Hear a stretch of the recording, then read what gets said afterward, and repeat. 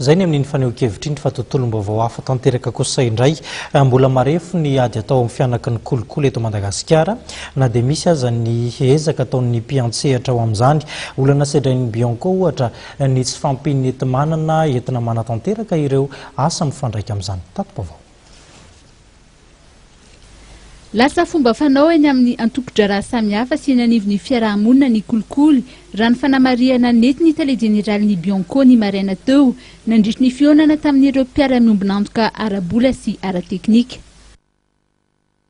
La corruption s'est progressivement institutionnalisée dans les pratiques sociales et administratives.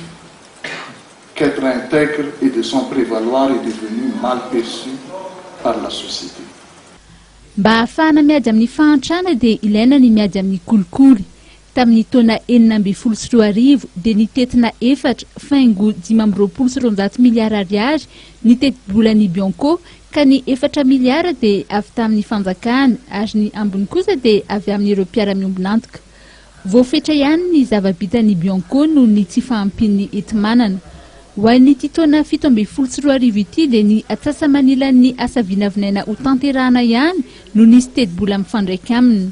Manodidina ny 2 miliara ariary eo ny tsy fahampiam-bola mba ahafahana manatratra ny tanjony raha ny fantatra androany. Manampy izany ny faharatsiany ny fitaovana sy ny filana fanamafisana traikefa.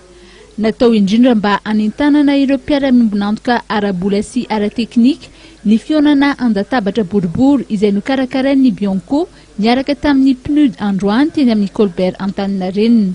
Nanome voninahitra ny lanonana ny ministry ny toe-karena Irland Traveloarsan izay filohan'ny comité de pilotage ny stratégie de lutte contre la corruption sy ny prime ministre lehibe ny gouvernement mahafaly solonandrasana Olivier.